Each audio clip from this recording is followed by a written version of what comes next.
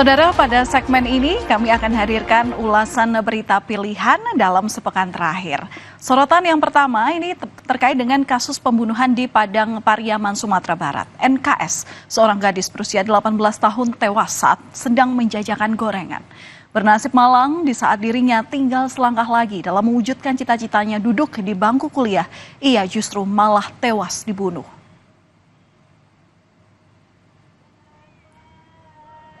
Inilah visual dari sosok perempuan yang diduga merupakan korban berinisial NKS saat tengah menjajakan gorengannya.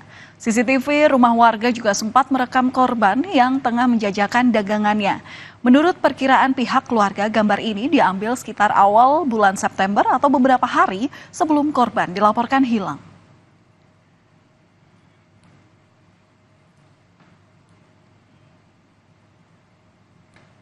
Rutinitas berjualan gorengan ini sudah dilakukan NKS sejak SMP. Awalnya sekedar menitipkan gorengan di kantin-kantin sekolah. NKS lalu menjual gorengan dengan berkeliling. Usai pulang sekolah, NKS ini menjajakan gorengan keliling kampung dengan jalan kaki sejak pukul 4 hingga 6 sore. Berkeliling hingga 3-5 km tak jadi masalah bagi NKS asalkan bisa menabung untuk melanjutkan pendidikan. Sang ayah yang awalnya sempat melarang NKS untuk berjualan gorengan akhirnya luluh karena kegigihan NKS. Korban ini dikenal ramah dan baik hati, di mana NKS ini dikenal sebagai murid yang berprestasi.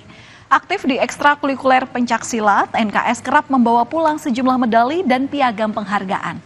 Sejak sekolah dasar, ia selalu mendapatkan ranking di kelasnya sehingga kerap mendapatkan beasiswa.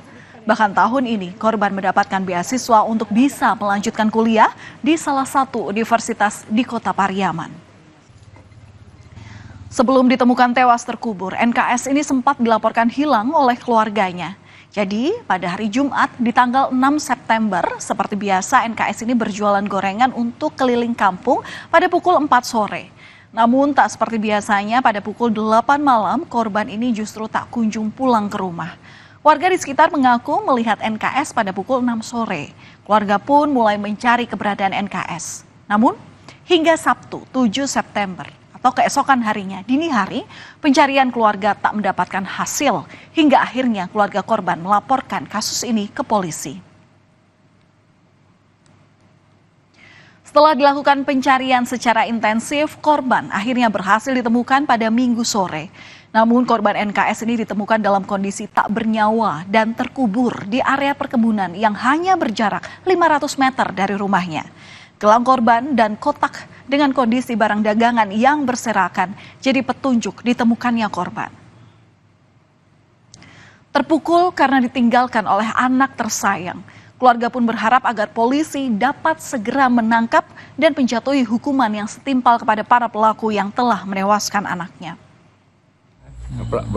Pelakunya itu aja harapan saya ya, macam mana anak saya diapanya kan ya dihukum lah dia. Polisi terus melakukan penyelidikan, identitas terduga pelaku pun telah dikantongi. Namun karena pelaku yang licin melarikan diri membuat polisi kesulitan mengejar pelaku. Selain polisi, ada pihak keluarga korban yang mengaku mengenal dengan terduga pelaku. Meski tidak mengenal baik, keluarga korban mengaku mengetahui siapa terduga pelaku ini karena sering melintasi kampung korban. Kita ke topik berikutnya, saudara. Harusnya ini jadi momen yang menyenangkan di mana kita bisa menyaksikan para atlet terbaik dari berbagai provinsi di Indonesia untuk bersaing dalam beragam cabang olahraga perhelatan Pekan Olahraga Nasional atau PON. Tahun ini namun malah diwarnai dengan berbagai masalah dan dugaan penyelewengan. Perhelatan PON yang digelar di 2 provinsi, yakni di Aceh dan juga Sumatera Utara pada rentang waktu 9 hingga 20 September 2024 mendapat sorotan publik setelah ditemukan sederet masalah. Seperti venue pertandingan voli yang belum rampung seluruhnya. Namun tak cuma itu, ada juga pembangunan Stadion Utama Sumut yang molor. Padahal anggaran untuk venue PON 2024 tembus sebesar triliunan rupiah. Seperti video yang viral di media sosial ini, saudara, tampak para atlet melintasi kubangan lumpur saat menuju venue. Kontingen yang hendak bertanding harus berjalan kaki sekitar 100 hingga 200 meter karena kendaraan belum bisa masuk hingga halaman lokasi akibat jalan yang masih tanah.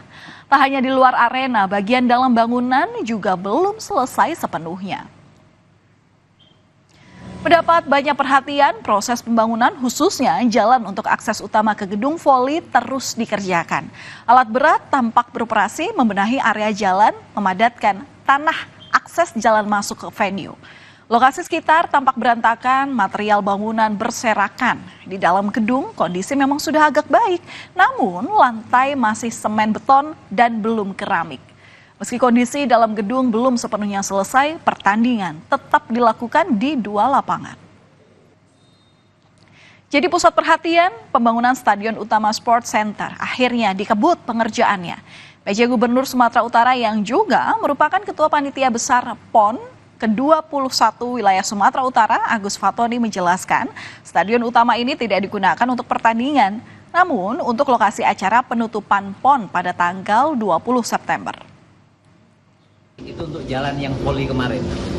Jadi jalan voli itu baru mulai dikerjakan bulan Juli dan harusnya berakhir bulan Desember.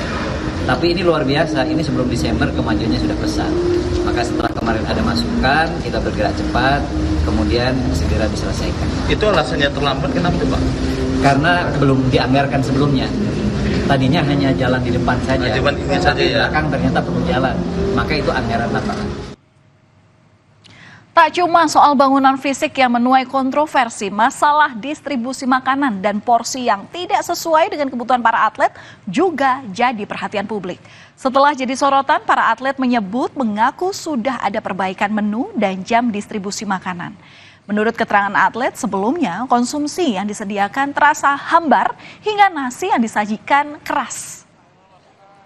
Ya kadang lauknya itu bisa kadang hambar, kadang basi, kadang keras. Nasinya juga sama, kadang kayak belum matang juga. Setelah ada protes ini, kuliner makannya seperti apa? Ya sekarang udah agak mendingan, udah lumayan layak lah. Sementara itu, Panitia Besar PON Wilayah Aceh membeberkan sejumlah faktor terkait keterlambatan distribusi makanan, yang puncaknya ini terjadi pada tanggal 7 hingga 8 September. Bersamaan dengan kedatangan banyak atlet ke Aceh untuk mengikuti PON ke-21, jadi alasan keterlambatan itu. Jadi karena fokus mereka waktu datang ke Bali adalah untuk mengikuti acara open ceremony, sehingga berimbas kepada pelayanan konsumsi kita. Jadi seolah khalayak ramai melihat bahwa kita tidak melayani makanan para atlet. Oleh karena itu mungkin ada beberapa atlet yang memang saat itu belum mempunyai hak untuk dapat pelayanan konsumsi. Terkait masalah yang terjadi dalam penyelenggaraan PON ke-21, Menteri Pemuda dan Olahraga Dito Aryo Tejo meminta maaf kepada publik. Dito memastikan semua aspirasi masyarakat terkait dugaan penyelewengan anggaran PON akan ditampung oleh Satgas Pengawalan Penyelenggaraan PON. Meski begitu, Dito sempat menyinggung soal adanya gerakan-gerakan politik yang ingin mengganggu jalannya PON 21 Aceh Sumut. Banyak juga saya tahu ini ada juga gerakan-gerakan politiknya yang ingin kita gagal, tapi itu tidak perlu dibahas. Yang penting kita kompak dan pastikan sampai 20 September ini sukses. Sederet masalah muncul ke publik, regulator menanggapi dengan serius. Satgas pun dibentuk berdasarkan laporan dari Kementerian Pemuda dan Olahraga, atlet dan masyarakat.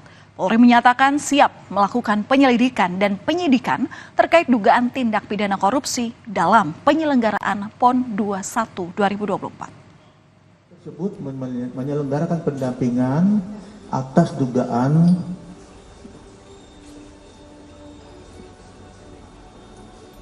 pengelolaan anggaran yang akan nantinya terindikasi dengan kegiatan korupsi. Yang tersebut apabila ditemukan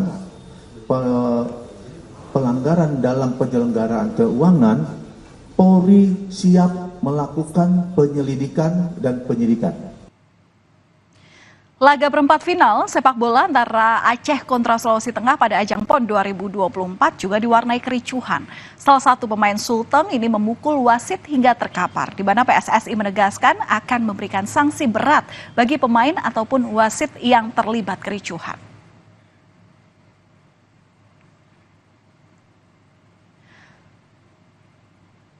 Saudara, kami akan kembali usai jeda dengan sejumlah informasi. Tetaplah bersama kami di program Berita Utama.